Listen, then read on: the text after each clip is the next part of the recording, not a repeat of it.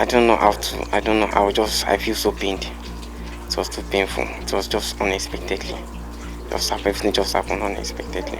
Just finished my assignment at 11, sharp 11, before we had a gunshot. And we started hearing noises from our neighbor's house that they should bring the money, bring the money, bring the money. She opened the door. We didn't know what was happening till when we heard a gunshot to our door. That was when we all woke up and we noticed that they were all around the compound. And while they were robbing here, some were already in our compound, pressuring us to come and open our door. But we did not want to open actually at the first time. But when they keep on pressuring us, that was when my brother said we should just cooperate with them and come to open the door. So when we came to open the door, my brother was at the door. That is Gbenga was at the door before my senior brother. So while he was trying to open the door, that was the shot again. So he just opened the door. I did not know how he got to fall down. He just fell down. The bullet did not touch him. So he fell down and he opened the door for them. They entered. They marched him down. The state of insecurity in Nigeria has become dire as citizens get abducted almost daily, only to regain their freedom after a ransom is paid by family and friends. As the security situation worsens by the day, Nigerians have grown wary of a particular tribe owing to the popular narrative that they are the main culprits in the majority of abductions happening in the country. Most victims of abductions claim they were kidnapped by either Fulani headsmen or Hausa-speaking individuals. This narrative has led to the eviction of Fulani headsmen in some southern parts of the country and has further deepened the religious and ethnic rift and distrust in Nigeria. A Punch reporter, Okechukwu Nnodim, and his neighbors Victor and Gbenga were kidnapped by unknown gunmen late Wednesday, the 5th of February 2021, in the Arab area of Kubwa, Abuja. The kidnappers are demanding the sum of 10 million naira each as ransom, but after extensive negotiations, they agreed to collect 5 million naira for the 3 victims. The trio, who are neighbors, were abducted after several gunshots were fired by the assailants while trying to gain entrance into their houses. Roots TV visited the crime scene to investigate what transpired. Sunday, a brother to one of the victims narrated his ordeal at the hands of the kidnappers. He explains how the criminals left with his 2 brothers while he watched helplessly. Carried my senior brother at first to the door. They were questioning him, where's the money? He said he does not have any money. They met the one following the senior brother.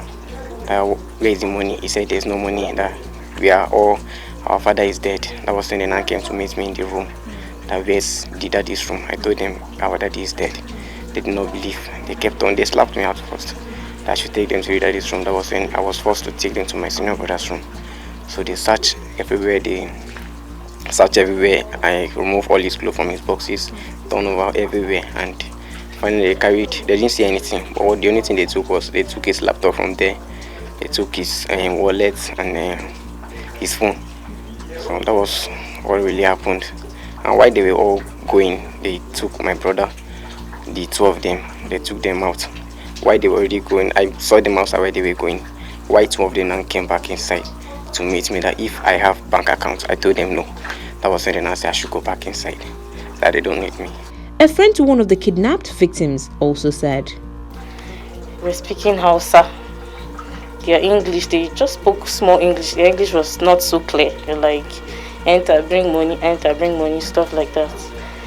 So they have been in custody of the robbers, or will I say kidnappers. They have been in their custody since 3rd night. So yesterday, at about past 6, we got a call from them saying that they need 10 million naira. If not, they're going to waste them. They were speaking Hausa because I understand Hausa a little. So they were saying, they are going to waste them and all of that, that they are going to call by 1 p.m. today. If they don't get the money, they'll waste them. She further expressed her concerns towards the victims and their family, while beckoning on the government of the day to take security matters seriously in the country. I have never thought that, kidnappers will ever take someone that is so close to me. That's something we always hear from a distance, and I know it's something to be worried about, but now it's something to be more worried about, since someone who is closer to you. I want to tell the government to please look into this situation, not just for now, or not just for what has happened to us now, But if we don't tackle it from now, it's going to be something that, with time, is going to be a proud business. People are going to be saying I'm a kidnapper with pride. And then because it's a lucrational business per se, and you can generate money from it. So people will be proud to say this is who they are if they don't try to tackle it now. According to another eyewitness who chose to be anonymous, the kidnappers had called twice as at the time of filing this report to negotiate a ransom. And they promised to call the very last time at 4 p.m. on Friday, the 5th of February 2021, to discuss where they were to bring the money. They had earlier requested for a sum of 10 million naira for the Punch reporter and 5 million naira each for the other siblings. But as of today, Saturday, the 6th of February 2021, they had agreed to 5 million naira for the 3 victims. The kidnappers had also mentioned that they had other victims willing to pay 20 million, but they refused. He also said the FCT Commissioner of Police, Bala Chiroma, visited the families on Thursday, the 4th of February 2021. Police officers reportedly did some surveillance through the forest but had to go back as they claimed they did not have necessary tracking tools and the right arms, as the kidnappers were heavily armed with AK-47s. The police commissioner Bala Chiroma, while commiserating with the victims' families, gave assurances that all hands were on deck to bring the perpetrators to book and rescue the victims.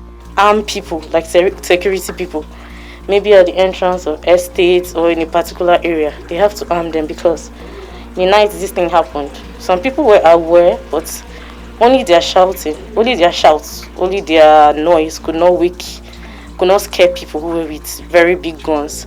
So when the policemen came, they said that the rifles they used was not really a small one because they saw the penetration of the bullets to the wall inside.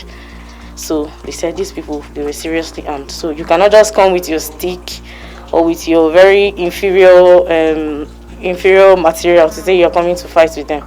So where need be, they should equip these people to be able to fight. We further made an effort to speak with the wife of the Punch reporter who was kidnapped, but she was understandably not keen on granting an interview, and we respectfully withdrew. Residents further said the FCT Commissioner of Police had mentioned that the lives of the victims would be endangered if the police were to follow the kidnappers to the forest. He said such action might lead to a shootout that will jeopardize the safety of the victims. Sunday, who lost his father 2 years ago, said, In the morning after they've gone, that was when we followed them, me and some of the securities. So we were able to see 2 of my brother's ATM card. So I picked them on the way. I brought them back home. I showed it to everybody.